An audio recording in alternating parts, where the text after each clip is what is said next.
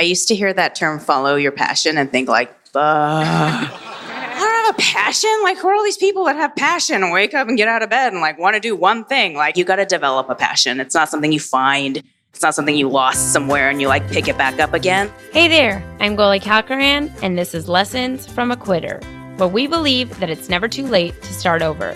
No matter how much time or money you've spent getting to where you are, if ultimately you are not happy, then it's time to get out. If you're feeling stuck and you feel like there's gotta be more, there's gotta be a way to feel fulfilled and excited about what you do, then this is the podcast for you.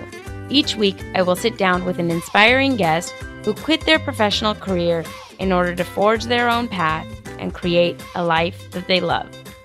Hello, beautiful people. Welcome back to another episode of Lessons from a Quitter. I am so excited to have you here.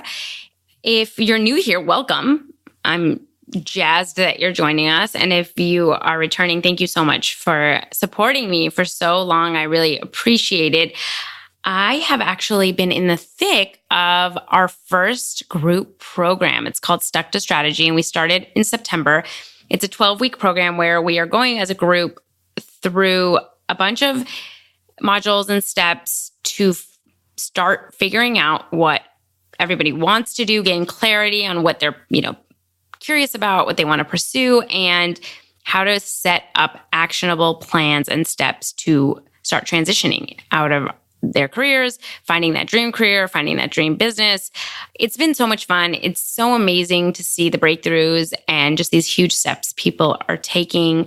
I've had a blast going through it with them, and I'm probably going to launch it again. Maybe it'll be slightly different, but I'll open doors in the new year. So if you're thinking that 2020 is going to be the year for you to get out of that job that you hate and start figuring out what it is you actually want to be doing, you can either go sign up for the wait list, which is at quitterclub.com/group, or you could just get on my email list because I send out a pretty cool email every week that gives you tips, tricks, videos on how to, keep motivation, overcome your fear, all these little things that you need on this journey. So you can sign up for that right on the website at Lessons from a Quitter. And I will be sure to notify whoever's on the newsletter when we open doors for this group program in the new year. So if you want 2020 to be a year full of action and really getting on the road to your dreams, I would suggest you sign up and check it out.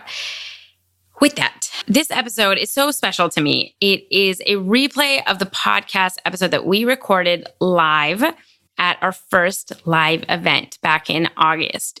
And that event was just such a surreal and amazing moment for me. It was so cool to meet people that listen to the podcast and that the podcast has affected, and to see where everyone is on their journeys and the things that they are now taking chances on and trying out and putting themselves out there. And I was just such a uplifting, awesome community. I definitely want to do it again in the new year. We'll see where that takes place or how we do it. But it was a really awesome night. And what made it so amazing is that I had 4 incredible past guests come to that event, and we recorded a live podcast interview. Now, if you haven't listened to the original episodes, and after you listen to them and you realize how full of insight and wisdom and wonderful advice they are, and you want to go back, I suggest you do. We had Pye Jirsa from episode 6. We had Laurie Rowen from episode 9. We had Sara Rezvanpour Rose from episode 22. And Shinah Chang from episode 31. Now, they will introduce themselves in this recording and give you a little bit of a background about what they do. But we got into a lot of the common questions that people ask. And I think just they're really different experiences, and the advice they have is just amazing and really speaks for itself. So I will stop talking so you guys can listen to it. I'm so thankful for these wonderful humans that have honestly given so much of their time to be here. We'll do a little bit of talking, and then we'll open it up to Q&As if you guys have any specific questions about their paths or whatnot. And I would introduce you guys, but I know some of you may not have listened to all of their episodes, so you don't know their histories, which, first of all, how dare you? Go back and listen to those episodes. We'll go down the line and give like a quick background into what you were doing, what you quit, and kind of how you got into what you're doing now and what that is. My name is Pye, and I used to be a CPA and an auditor with Ernst & Young. There you go. Was that page fun? Yeah, of course it was. Our only troll is my husband. My one fan. Thanks, buddy. And then I quit and became a photographer, kind of really by accident. Yeah, well, okay. Let's being a little humble. Can we talk about Shinah Chang a little? So when he says by accident, the original podcast, you mentioned that you tried a couple of other businesses that didn't work. And one of your clients in your web design business said that they needed photos taken. And Pye said, oh, we have a photography team. And they didn't have a photography team. Well, spoiler alert. Hold on. It went like this. Well, see, I quit and we started up a web startup. We had funding and that funding got pulled with the recession. So we let the whole team go. We did have a client, like you said, who asked, do we have a photography team? And I was like, absolutely. We have an entire photography division. Let me transfer you. And I put my iPhone on hold and I go, Justin, they think we have a photography business. You need to sell them. Like, we need money right now. And this was like a very small job. It was a $500 job for the city of Compton. And that kind of kicked it off. And so now him and his two best friends started Shinah Chang, which is, it's so mind-blowing. How many weddings do you guys do a year? How many photographers do you guys have? We've been very fortunate. We have about 40 creatives in our studio that are full-time. Yeah. And we shoot about 1,000 commissions a year, about 400 of which are weddings. It's unbelievable. Their work is unbelievable. You should check them out.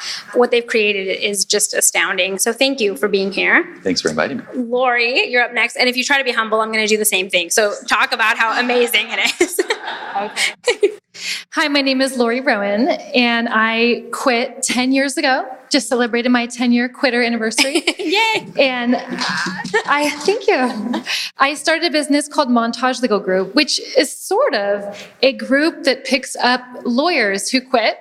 So when we started 10 years ago, it was mainly for moms who quit working in big law, and they wanted to work a little bit and then spend time with kids. We've now transitioned to 50% men and women, and they quit for a variety of reasons to start their own businesses. Maybe they're on the brink of retirement. Maybe they're on a startup. Maybe they start their own law firm. But I've been fortunate. We have lawyers across the United States and in Singapore and Madrid and Canada. And so it's been a good decade. And I think what Laurie doesn't mention is that, in 2008, right now, freelancing and working for yourself and kind of picking up hours is really common. In 2008, it wasn't, especially for lawyers. I think people would look at you as like, that's crazy. Lawyers have to work as a firm. There's all this liability. And I think she really is a trailblazer in starting one of the first businesses that did this. And now there's been tons that have come up and a lot of them that didn't last. And Montage has grown and has just really led the way and disrupted the legal industry to show that you don't have to work full time at a firm. You can do it on your own hours and you can make, good money and have good work. So it is an incredible company. And on my left, we have the lovely Sara Rezvanpour Rose. Sara, why don't you introduce yourself? Sure. So I'm Sara, was an attorney, big law. I did business litigation. I did it for about 3 years. And I never really saw anybody doing it that I wanted to be like. So it was very lonely. And there were many times when I was alone in my office at 2 a.m. crying.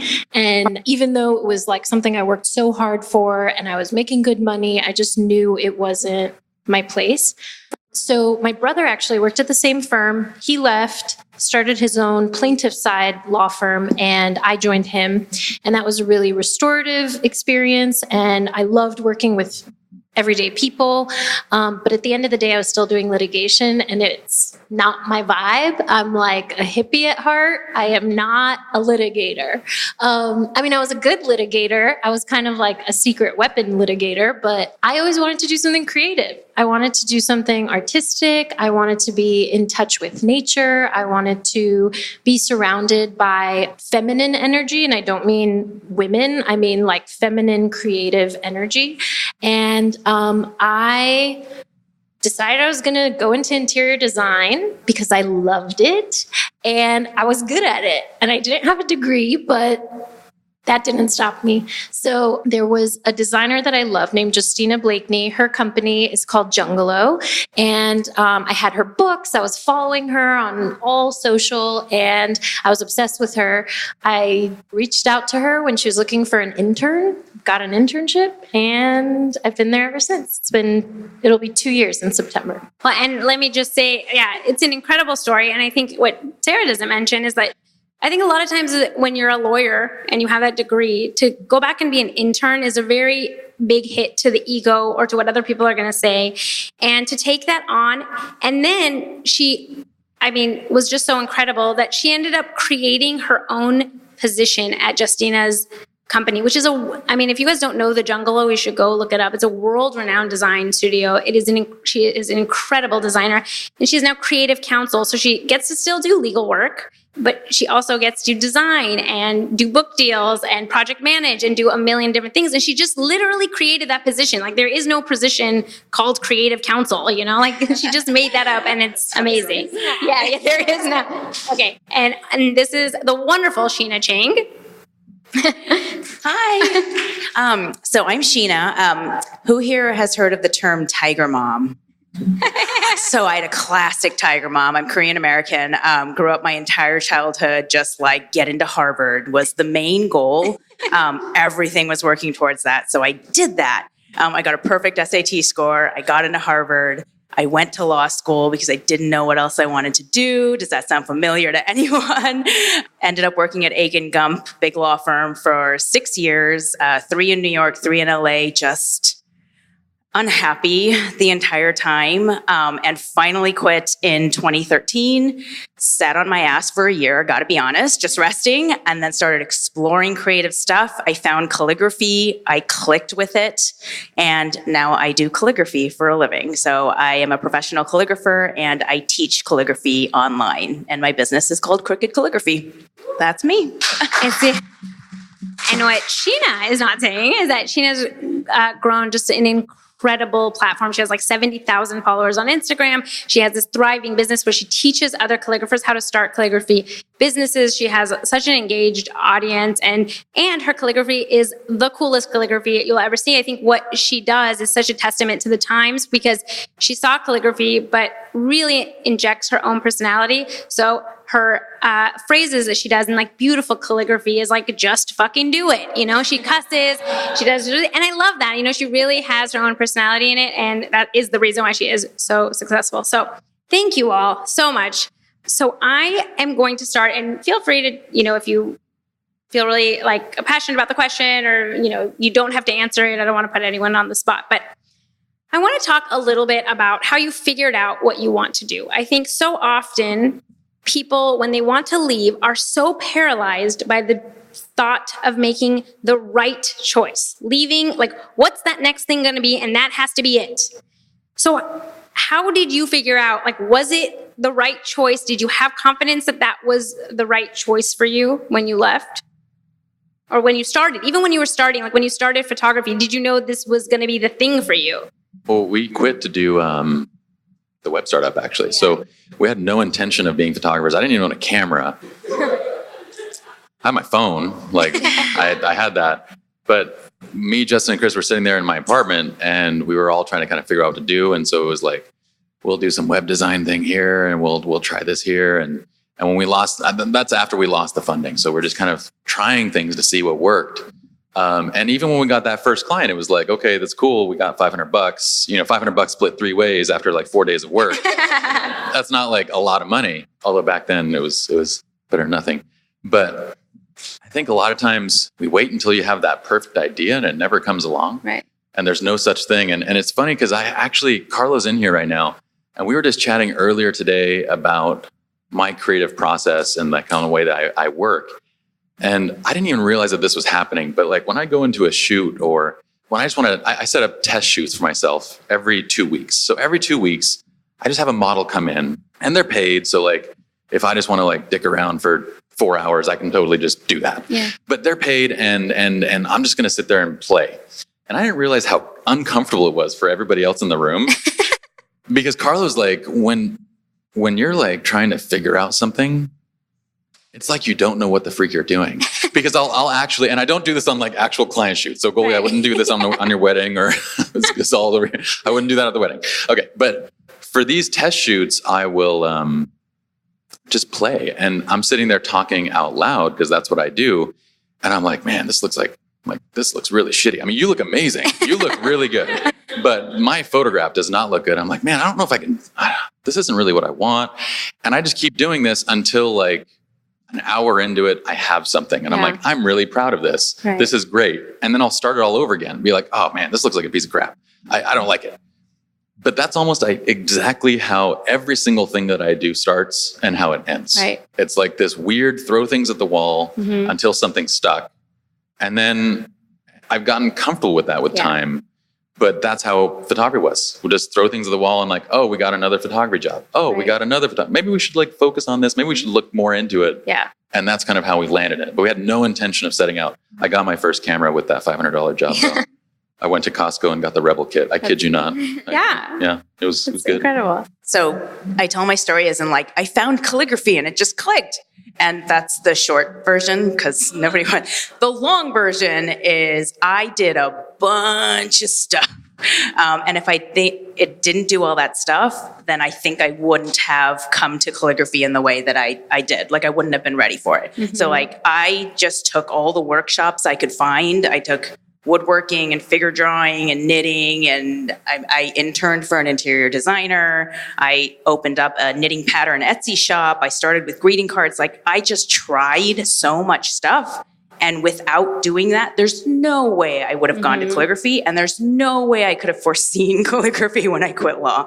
When I quit law, I was like looking for stuff on Monster, like better legal jobs and other, and I worked with kids on their college applications for a while. Like I didn't know what I was doing, but I feel like I had to take action and just start trying stuff in order to get there. You're not going to sit and figure it out in your brain. No matter how much your brain tells you that that's how it works, you got to get out there and take the action and take the feedback and just keep taking more steps. I love that you say that. And I think that's so helpful because a lot of times it's really easy, especially with social media, to look at someone and like someone comes on your page and it's like, oh yeah, she has it together. 70,000 followers and she's doing this beautiful calligraphy. And she probably knew always. And to say like you started an Etsy shop that was, knitting. And I think a lot of people don't realize that there's so many things you just try and it didn't work. And that doesn't say anything about you. It doesn't say that you're not able to have a business or that you're not smart enough or whatever. It's like, that thing didn't work. Let it go and try something else. But like, we're just not taught that. And so I think it's really helpful to hear other people say like, the road to success has a lot of failure. I'm curious. Can I ask a question? Yeah. I'm curious, were you good at those other areas that you were testing out? I was good at a lot of stuff. Yeah. But that was like, I didn't have one single thing, that I was like, that's my thing. And I'm going to do like with interior design, I just tried out stuff. And then I had to learn like woodworking. Okay, that's kind of cool, but like way too much measuring, way too exact. Knitting patterns, like I'm not going to knit the same thing 100 times and sell that. Like, not about that. Like I had to figure out that calligraphy had this balance of creativity and expression, but boundaries because you have to read it. And then immediacy because you're using that calligraphy pen. Like it was just a constant redirection until I found. And calligraphy might not be my end game. I don't know. Yeah. It's pretty good right now. Yeah, I totally agree. I also even got I got somebody to make me a graphic for an Etsy shop that I wanted to open up because I was making all these yarn wall hangings and dip dyeing things and just working with my hands and figuring out what I wanted to do. For me, the doing multiple things for sure helped, but it helped because I was paying attention to how I felt when I was doing them. So if I felt like, oh my God, I don't need to sleep. I want to finish this wall hanging tonight. I don't care if I stay up until 3 a.m. I'm going to do it. Then that was a sign to me that I was in the zone. I really liked doing that. And also if I sucked at something, but I still kept doing it, I was like, when the going gets tough, I didn't quit this one. So this might be something, there might be something there. And I think kind of listening to our intuition and following those sort of internal signs or just these little hints hey, keep going, keep exploring this path is really invaluable. Well, so I asked that question because I was legitimately bad at most forms of art. Very bad. My high school art teacher actually he pulled me aside in the class and he said, "You should quit." It's in my, in our education online, it's in the stories. He said, "You should quit. You're just not good at this." And I understood his perspective because he was like, I'm actually a good artist and I couldn't make a living doing this. And so he's speaking from his own fears. Right. But what was interesting, I actually did quit all art for 10 years. And what I realized later was that there's certain types of creativity and certain types of art that fit your personality. I was terrible at sitting down for 8 hours and trying to hammer something out in the wee mornings. But hey, if I could the thing that worked with me in art and photography specifically is that I can get in and create something in a period of time that fits my attention span. And so it wasn't, but everyone would say, you're not creative. Yeah. You know what I mean? Crazy. But in reality, you just haven't found that one piece that kind of fits right. Oh, I actually just recently heard a podcast with Julia Cameron, who's like a guru in the art world. And someone asked, do you think everyone can be creative? And she said, have you ever gone into a preschool and seen a 3-year-old that's not creative? Every person has it. Every person likes doing something with their hands. But we're just taught, if it's not within these boxes, if your art isn't good enough, then you should stop. And you start learning that. But we all have it. Maybe it comes out in different ways. But it's all of that programming of stop wasting your time because it's never going to be a career. I'm a little bit different than this group. I mean, you say everyone can be creative. I'm definitely not creative. So I'm a lawyer who quit my job to be a lawyer, right? I just did it in a different way. And I think that's okay too. I knew, to the first question, I knew my answer was right because I wanted to be with my daughter. I got pregnant again when she was 10 months old. So I had another daughter right away. I wanted to be with my husband. So I knew it was the right decision. So you can quit your job and you don't have to go so far out of your comfort zone if that makes you uncomfortable. You guys are amazing and you're lawyers turned calligraphers, but maybe you're a CPA and you want to quit and just do CPA work for yourself and just do a little bit of it. That's still okay too. So there's a lot of but it's personalities. I'm a rule follower, organized chart girl. I mean, I emailed Goalie before this and I said, Goalie, can you send me the questions so I can memorize my answers? I am not a whimsical speaker. I mean, I went to school to be a lawyer and now I'm running a business, but staying in my little lane made me happy and comfortable. No, I think that's a great point. And that's the thing is there is no right way to it. And that's why it's hard when a lot of times you're looking for that answer because nobody can tell you that answer. Again, I think it's a great thing of listening to how you feel. And if staying within the rules and doing something where it's in your comfort zone makes you feel better, then that's something that maybe you should follow. And if it's not, then, you should leave it. But okay, so how would you maybe expand on a lot of times we hear this vague advice of follow your passion.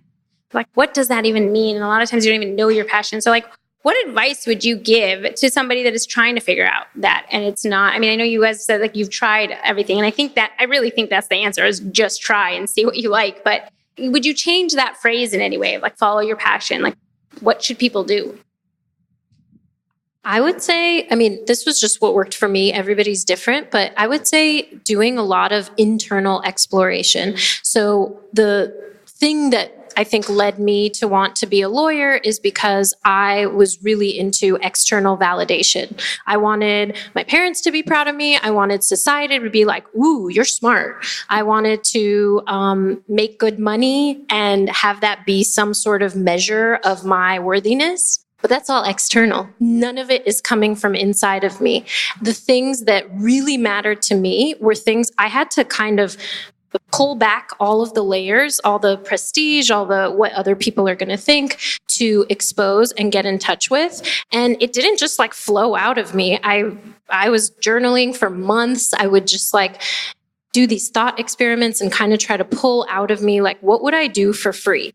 What would, energize me enough that I would do it without the prestige and feel like I was doing something that I cared about? I don't know that I'm passionate about interior design.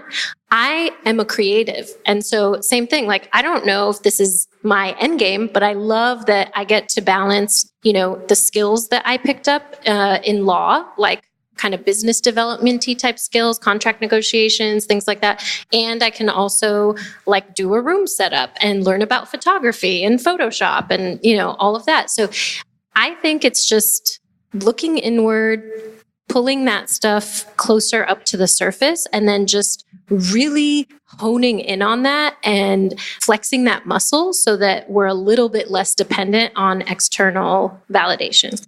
In terms of passion, I mean, I agree. I'm not passionate about every single thing I'm doing, contract attorney work for the firms, but I am passionate about the core of the business, helping people quit to be home with their family, to spend time with their business, to do what they want to do, and helping small law firms. So I'm passionate about the core of our business. The day-to-day, sometimes work is just annoying and everyone would rather be at home. I'm sure some days you don't want to be editing a podcast, right? The tedious day-to-day, but you have to do that. Work is not always fun, even if you're doing something you're kind of passionate about. I used to hear that term, follow your passion, and think like, I don't have a passion. Like, who are all these people that have passion and wake up and get out of bed and like want to do one thing? Like, I can't even find, I had a craft closet just stuffed with supplies because I would try things, and be like, oh, I'm really into jewelry making. And I'd try and be like, this is boring, and like put it in there. And this would just happen. And I thought there was something wrong with me for like not having a passion. And I just think that's bullshit now. Like, you got to develop a passion. It's not something you find. It's not something you lost somewhere and you like pick it back up again. Like, and the internal work is, I've been working with a life coach for like the past 5 years from after I quit. And that is what helped me do the internal work. Cause I couldn't even ask myself, like, what do I want? What makes me happy? What I do for free? I could not even begin to answer that. And the life coach sort of dragged that out of me kicking and screaming. So it's not like an easy thing, but yeah, I don't think that you have to necessarily like have a passion in order to be like a whole human being.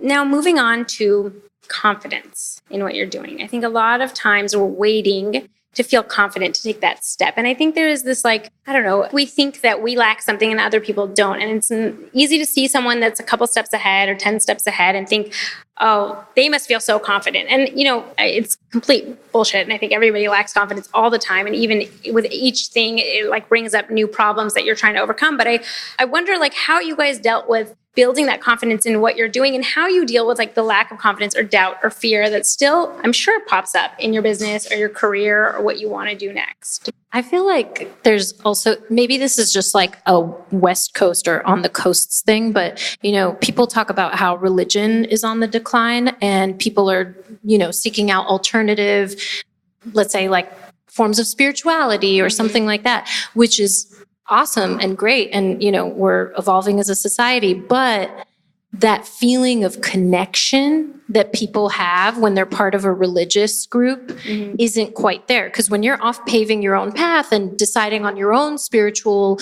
unique journey, right, it looks different than everybody else's. So you don't always have a church to go to. You don't have a synagogue. You don't have a mosque. You don't have a gathering place to all come and exchange these thoughts and ideas and, ups and downs of life with. And so similarly, if you're thinking of making that leap, you're in a community already. Right. If you're an attorney working at a law firm, you're like, yeah, this shit sucks, but you know what? We're in it together. Right. So I know this. Like, that's lonely going out there and like figuring out what you're going to do and braving all that judgment and this and that. But if it's not working for you and it's not satisfying your soul, then like, what do you have to lose? Right. It might be lonely. Yeah. And for me, there were lots of times where I was like, no one's going to hire me. Everybody keeps saying, I don't want a lawyer. I'm not looking for a lawyer. I keep saying, I'm not trying to stay a lawyer. I'm trying to do this other thing. Like, trust me, I'll take the pay cut. I'll, start at intern level. But most people like didn't really believe me and it was tough. And there was a period of time where I thought I would just take contract legal work to like make ends meet and maybe I'd go back to the firm. I don't know. But I just was like, until I have nothing left to give this, I'm just going to keep going and see what happens. Yeah. And it happened. Confidence. So this is a funny topic. I feel like imposter syndrome is a real thing, regardless of where you're at in your career. I wake up, like I remember going live in front of 40,000 people on a internet broadcast thing for Creative Live. And I felt like, what the hell am I doing? Like, why am I even teaching these people? Like, why am I here? Like, has to be a mistake. This is stupid. Like, why do I? And Carla was with me at the time. And I'm like, Carla's with me with everywhere, by the way. Carla's His beautiful bearded video man right there. Yeah. He's the next person I love the most behind that girl right there. So it's one of those things where like that never goes away. There's been a few things that have helped me a lot. You know, you mentioned like people aren't going to churches and much, and like everyone's kind of pulling back from these communities, and we're looking for other things, right? And I'm not saying that you guys need to go to church by any means. I'm saying that if you did go to church, or if you did have these other communities that you were a part of, you would see a sample set of people around you that are very similar to you, right? So whether you're at a law firm, whether you're at church, whether you're at all these, you see a very realistic sample of everybody around you. But social media is quite possibly the most unrealistic sample set of everything you could possibly imagine in the world. And yet we look at it constantly, and what you're being fed is the top 1% of the 1% of the 1% of that life that deserves to actually be shown to the world. So not only is it just all these, and I hate the term influencer, it's like the worst thing in the world, but it is all these people. That's literally my dream job. Thanks so much. I'm sorry. If that's your dream job, we're not going to get along. No, it's one of those things where like everyone already curates their lives that goes onto social media. And then Instagram's like, oh, you liked a piece of inspiration. So I'm just going to feed you a whole hell of a lot more inspiration because, you know, you clicked on that calligraphy and then soon enough you're looking and you're like, man, I'm a piece of shit because everybody else seems to be posting constantly and I can't get my stuff together. And it is just this shame spiral. Like I told Yen, I'm like, if you ever see me like approaching one of those shame spirals, just like turn off my phone. And she does it. She'll like see me. She's like, oh, you're getting into shame. I'm like, yeah. I'm like, it's time to go to bed. But like, that's a big deal for me. So I make rules and I stay off of it other than for work. That's it. Love that. And I actually think that's, again, it goes back to like what I was talking about earlier, like being aware of your own mindset, being aware of your mind and understanding like your inner, who you are. I mean, it is all inner work and figuring out like, when am I going on this shame spiral and what should I stop? And I would love your thoughts because again, going with this confidence, I think it's amazing that people like, we look at somebody that has a big platform and we think like, oh, she doesn't ever doubt herself when she's, this person is probably just posting every day, has it fully together. Like I can't start an Instagram. And I know people that, I just had another guest who has 110,000 followers and she was like, every day I say to myself, who the hell am I to post this? Like, why is anyone listening to me? And it's crazy that we think that other people don't have our doubts, but I would love to hear your. Oh yeah. Like everyone's just figuring it out. Like nobody has it together. I'm at 70,000. I wish I was at 100,000. Right. Like you just keep moving the goalpost down the field and you're never going to get there. Yeah. And then like the confidence thing is, I just think about death. I know that's morbid, but like when you die, you're going to be alone. I'm sorry, but like you die alone. And are you going to think like, I'm sure glad I stuck at that law firm and made partner. Like you're going to, when you listen to those stories of what people regret when they die, like that shit's powerful. Like that is the thing that actually pulls you out of like, what decision, like what am I saying no to? Yeah. And then once you get out into like entrepreneur world, the thing that stuck with me most I had trouble with is like, you got to do B- work. I know we're all used to getting straight A's and getting everything perfect and all the commas and double spaces after the periods, but like failure, it's like part of it. You just got to put out the minimum viable thing and like move on and iterate and like that's what you have to do. And the more you do it, the more you kind of realize it's okay to do it and people don't point at you and laugh. It's fine. Yeah. Everyone's out there doing B- or worse. But you got it perfect on your SAT. So like your B- is like our A+, yeah. Okay, so I want to tackle a topic that it comes up a lot from people that listen to the podcast. The number one thing I constantly get asked is ask people how they dealt with the financial situation. I think it's a huge barrier. And what I have found is that because when I push back a little bit and I'll ask a little bit, get a little personal about what their financial situation is, a lot of times I find that they look at it as such a block that you don't ever have to look even past it. Like they don't even, it's like, do you even know your numbers? Like how much do you need? How long would you be able to, but it's like, we don't even get to that. We just say like that security, I need that paycheck. There is that quote, the guy that runs Bridgewater, that big hedge fund, he said the 3 most addictive substances on earth are heroin, carbs, and a Friday paycheck. And there is the thing about getting that and that stability that we need. And so I would love you guys, as I know you guys all had kind of different situations, some married, some you had 2 kids, some of you not at the time. So like, knowing you're going to give up a big paycheck. A lot of you guys were making a lot as lawyers and I'm sure as a CPA, and not knowing, when getting 500 for 3 people. I mean, like, how did you deal with that? Like, you don't know where that next paycheck is coming. You don't know if you're ever going to make as much as you did, or if you're going to even make enough, if it's going to work. So how did you deal with that aspect? So since I'm a pretty organized person and I knew from day one at the firm, like, I'm not going to stay here forever, I was careful not to buy some giant house and fancy cars. We bought a very teeny condo in Irvine. But with the finance situation, I quit, and I quit when my daughter was 6 months old. It was 2008. Total recession. And I told my husband, like, I think I'm going to be a stay-at-home mom. I don't know. And he was like, really? No, like, you have to do something. You can be a stay-at-home mom for like 4 months. And so the financial aspect can motivate you. If you know you have to make money, it motivated me. Like, I had to go out and make phone calls to law firms. Like, hi, I'm Laurie. Can I do some contract work? And it forced me to make some income. So if you can get into a perfect situation where you have 8 years saved money, great. But if you don't, and you have a specific time where it might be a good time to leave your job and quit, you'll figure the financial aspect out, and it's going to motivate you to work harder. I had $100,000 saved up. So, I mean, that's like was my reality. I had law school debt.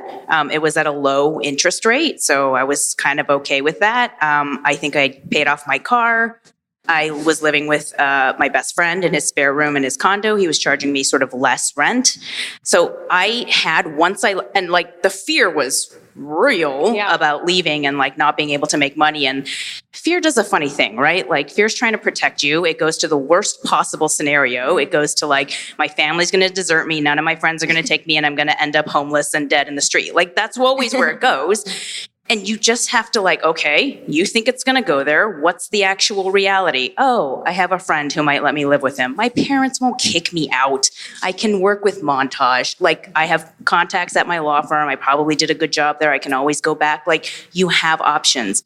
And there are people making money playing video games on YouTube. Like you can make money doing more things than you think. And that we were all trained to think like going through law school. So I mean, that was my financial situation, but I was still scared shitless. And that should tell you, like, you're always going to be scared, no matter. And you just got to figure out that buffer that you need and then find some way to get past just that base fear. Mm-hmm. I had a little bit of money saved when I left Big Law, but I went through that savings pretty quickly because of educational debt. And then also when my brother and I got into our legal practice, we were entrepreneurs. We were investing a lot of money into our business. And it was very, if you settle a case, then you get a percentage of it. If you don't settle a case for 6 months, you get nothing. So I was sort of exposed to that financial instability in phases. It wasn't all at once when I decided I wanted to go and do something creative. So by the time I was ready to transition into something more creative, I already was like, not doing so good financially. And if it wasn't for the generosity of my husband, who, was down to like pay the rent. We didn't have a mortgage. We also don't have children. But, I could cover pretty much all my bills except for our rent. And he just covered rent. And I had so much shame around it. And I was like, no, like I get that I'm married and we're partners and I would do the same for you, but I want to be an independent woman and I don't want to rely on my partner for this financial stability. But what I understood, and several times I would say to him, maybe I'll just go back to Big Law. I could help with the finances. I know you're kind of carrying a lot of this financial weight. He was like, just don't go backwards. Just keep going. I will tell you when I am like kind of approaching the limit and when it's starting to affect me in a way that I can't bear. But this is a long-term investment in our life. So I'm super grateful for him. I did, because I had that independent woman mindset, I was like, well, what if we break up? And what if, I don't know, whatever. And I thought the same thing. I was lucky enough. My parents live in Southern California. I was like, I'll just move in with them. I'm going to figure it out and I'll I'll figure it out some way.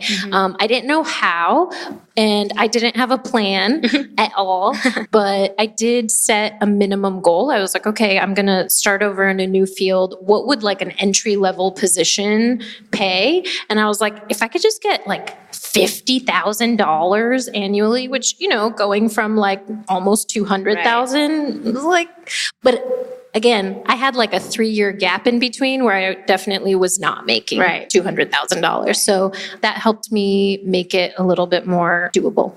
Well, I have more questions, but I feel like I want to open it up at this point. If anybody else has a question that you'd like them to tackle a certain topic, I'd love to hear more of what you guys want. And if not, then I can talk for a long time. So let's open it up. Yes. So I'm just going to repeat the question because we're recording this for the podcast, so I don't think it got recorded. But the question was, since Pye kind of fell into photography, he clearly didn't have a passion for photography. So what happened from that? Did you develop a passion, or was it really that just became a business that was, you know, you did well in, and so that was part of the passion? And how did you kind of develop that interest? I didn't chime in on this subject earlier. 1, because I feel like I've been talking a lot, and 2, because I hate that word too. I hate passion. Like, it's just, it drives me nuts because like it haunted me for years. Like, what am I passionate about? And honestly, I'm not passionate about photography. And I don't know if we'll show this part online. If you do, let me know. Yeah. But, we'll edit this out. No, I have actually told my students before, I'm not passionate about photography. Very plain and simple. There are very few things in my life where I could say I could do this for the rest of my life and be happy with it. What I am passionate about, and the only thing that I've been able to identify consistently, is I like creating something. I like creating businesses. I like creating, you know, photography. I like right now, I like that. I'm writing a book. I love doing that. I don't think you should worry about it so much. I think you said something beautiful earlier, Sarah, which was like, what can you suck at and still go and do? Like that's really like, hey, if you can do the, you know, so much of running a photography business is the day-to-day, Monday through Friday accounting and all the other, you know, emails and everything that you deal with. If you don't mind that stuff and you can put up with it to do this one thing, that's a pretty good indicator that like, this is a good area to be in. And if you just hate it, like, you'll know, step away from it. And I find like Laurie, when you were describing creativity, that was one of the other words. So passion, if I could like remove that from the dictionary, I would. The other one was creativity, because we have this locked in mindset of like what it is. Right. And as you sit here and describe what you created with Montage, I'm like, that is such a creative way of looking at the legal industry. Absolutely. And you literally rewrote the book. And I think personally, that is creativity. Totally. Doing it in a different way than what other people would have done. It doesn't matter whether it's on a piece of paper, whether it's in a photograph, or whether it's a business.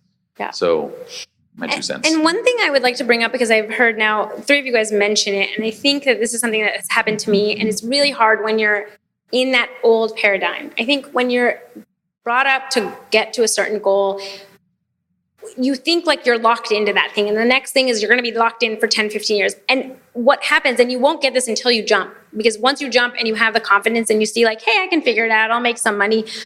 The beauty of it is it gives you a confidence that you'll figure it out. And so what is such a calming feeling, and I've heard both of them say it, I say it all the time, it's like, I have no idea what's going to happen with the podcast or with this or with my business, with SD Booth. Like, I don't know, maybe I'll try something else. You know, Shinah was saying, like, I don't know if calligraphy is going to be the thing. Or Sarah was like, I don't know if design, or even right now, you know, Pye was saying that like photography, like he likes making businesses. Maybe in 5 years, he'll create something completely different. And I think that when you start having confidence in yourself to figure it out, not to know what your next passion is or the right step is or the right decision, but that I will figure it out, and I'll put one step and I'll fail and I'll take another step and I'll do it again. Like, that's the crux. Like, that's what you're going after. 100%. I mean, in law school, I remember people would say there was like some adage about like law school doesn't teach you the law. It teaches you how to think about the law. Yeah. And it's the same thing. It's like if you jump once, the next time you're not as scared to jump. Yeah. You still don't know where you're going to land, but you just kind of understand the process a little bit. Yeah, absolutely. Any other questions? I had a question for our panelists. Sure.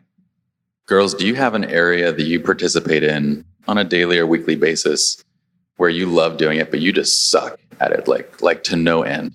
Singing. I've been pushing myself to try to do things. And again, it goes back to creative. Like I've been pushing to try to do something creative every day, whether it's coloring, because like in the traditional art sense, I'm not good at all. And so I've been trying to do that just to help open up more of my like creative side. I can't say I enjoy it at this point. Like it's fun. It's not like I haven't stuck with it as much, but I definitely have been trying to do things that I suck at more just to see if I have fun doing it. Because I ask it because like so much of the questions about confidence and finding your passions and all those different things, you start thinking about things differently when like if you can at a good place in your career, you're like, I'm just going to pick up something completely new and just start from scratch again. For me, that was recently, 2 years ago was writing, and now I've finished or getting to finishing my first book. That's awesome. And it looks completely different than like where it started from. And now today it's Brazilian Jiu-Jitsu. I am horrible. Like I go and I get my ass kicked for 50 minutes straight, like constantly. And I'll message like my instructor, he's called a professor, and I'm like, I'm coming for my daily ass kicking. And the funny thing is he'll actually pull me aside afterwards and he'll say like, hey, are you okay? I mean, we want you to stick with it, you know? And I'm like, no. I love this process. Like, it's so great to like just completely just be bad at something again. And it resets your perspective on it, because it's difficult to get your mind around sucking at something when you're really good at law or when you're really good at something. But if you always have that one thing in your life that you're just like, I do this because I enjoy it. I'm really bad at it, but I'm getting better. Then the next step of doing it again becomes a lot easier. I love that advice. Let me repeat the question he asked. Can you imagine if you didn't take the leap and you were still doing what you were doing? How would that feel to you right now? It would be pretty horrible. Really. I obviously am in the legal business, and sometimes projects roll through and I'm like, oh my God, if I were the one sitting there doing a rush MSJ about trade secrets and dealing with all this, and my husband's a lawyer, and even sometimes he comes and tells me about what he's doing. I'm like, oh my God, I could be doing that. Horrible. So that makes me realize I've made a good decision. This might be cheesy, but I think it would be so sad because I would have no idea what is possible. Like a friend of mine, when I was thinking of doing that Etsy store, she would secretly buy some of the things that I was making, and she'd be like, it's for a friend. And I was like, girl, I saw it in your living room, you know? It was so sweet. And she was doing it because she wanted to show me it's possible. And she said something that I will never forget. She's like, you just don't want to wonder what was right around the corner. See it through. And I think that helped me to kind of get that motivation to keep going until I felt like I had nothing left. But yeah, I wouldn't have known. And it's not just limited to my professional life. It's, taught me a lot about worthiness in relationships and, what is possible creatively, what is possible in love and energetically. And it has these huge ripple effects. Absolutely. Oh, I think I would be so much more of an asshole. I was really, towards the end of when I was about to quit law, I was not a happy, kind person. I was a snappish, judgmental, kind of angry person. And it would come I had this one situation where I just snapped at these two guys, friends of friends. I didn't even know them. They said something. I just snapped something rude. That's not, I want to say that's not who I am, but that came out of me and it came from somewhere. So I would like to think that eventually I would have made some sort of change and done, maybe found my way to some of the internal work that I eventually found my way to, but I think it would have been delayed. And I think my health would have suffered. I think I would not be as happy. I will actually say too that if you want a powerful exercise for yourself, write a letter to yourself, your future self in 10 years. And talk to your future self about what you are doing now. And see if in that letter, are you going to say hey, I went for it because I want you to be proud of me and I want you to have a life in 10 years that you love? Or would you say I really needed that paycheck. I wanted to keep it safe. I'm sorry that you still hate what you're doing. And I'm sorry that you now feel more dead inside, but at least we got that car that we wanted, or, you know what I mean? I just think that it is we think about what we want in the future, but I don't think we think of ourselves who are you going to be in 10 years? Who are you going to be in 20 years? What are you doing in your life? Are you only doing it because You don't want people in your life to be disappointed, like your parents or friends or whatever. You don't want to rock the boat. Or like, I think we value bravery. We see people with courage and like we love it, but then we don't do it for ourselves. So think of what you want to be and I don't know, be that. I'll say one more thing too about, how it would be in 10 years. Do this task. Try to find someone who quit, who regrets it. Because I literally interview hundreds and hundreds of people, and I know hundreds, maybe 1,000 lawyers who quit. Every single one of them is happy. I've never met someone who's quit their job and says, "Oh, I wish I stayed. I'd be so rich." Nobody. If you can find someone, let me know. I want to meet them. And it'll be interesting. Trust me, if you want to go back, you can go back. You can get a job as a lawyer. I know they try to tell you that if you have a gap, you can't. You can. You just won't.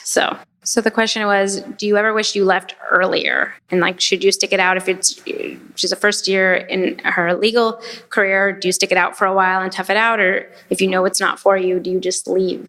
I don't regret, I don't know, it sounds cheesy. I don't regret the choices I made because it's now just like a really powerful part of my story. And I don't know that if I'd quit then, if I would have been ready, frankly, to if I would have been fed up enough and if I'd seen enough of the life and people ahead of me and known enough to really understand what I was, walking away from. So for me, I don't ever wish I would have quit. I mean, I'd be a much better calligrapher now if I quit sooner. But other than that, I don't wish I quit earlier.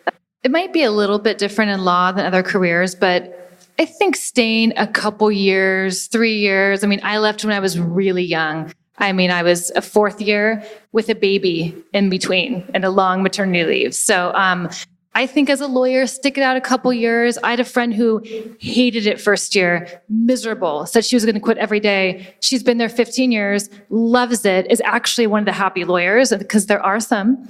And so... Lies. Yeah. I agree. I think that you kind of know when you're ready. Like everybody has a different threshold. For some people, it's like,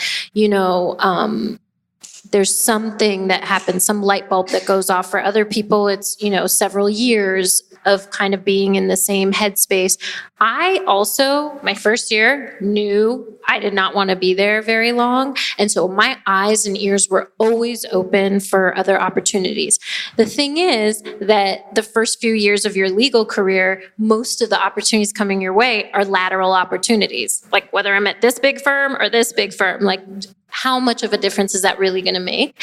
And so I was always looking at the legal adjacent jobs because I thought, oh, that's like a good bridge. I could still kind of be in the world, but not quite be doing legal stuff. So one of the things that was super interesting to me was at the firm that I was at, I was on the diversity committee. And, the diversity committee was all about kind of like creating community amongst the attorneys that were people of color or, women. And I really liked it because I thought that there were some unique experiences for that group. And so I was like, oh, maybe I'll be like a diversity coordinator at a law firm, But the more I drilled down into it, I was like, do I really want to help people stay in a situation that I maybe don't think is so healthy? And so ultimately I decided not to do that. But I think it is good to just kind of keep your eyes and ears open for other opportunities to also see what you're feeling pulled to, even if you don't act on it. Yeah, to mirror what all the girls said too, I would say I actually was one of those people that prayed, I was very religious at the time. And I would pray each night to enjoy my job. I really just wanted to love my job. I just didn't. And I did that for probably a year. But the time where I think you are ready to quit, I would base it on your learning and your experience. I think one of you wrote down the 3% raise thing. Mm-hmm. Is that you? Okay.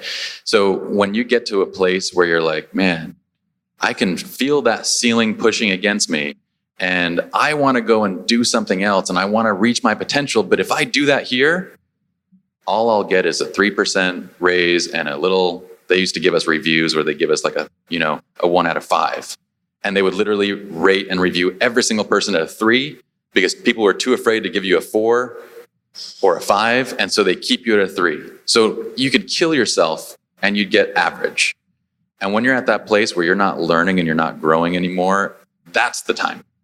When you're new and like things are fresh and you're learning and you're soaking up things around you, I don't think that's a good time to leave anything. The one thing I would say though is, you know that in 5 years, this might not be the place that you want to be.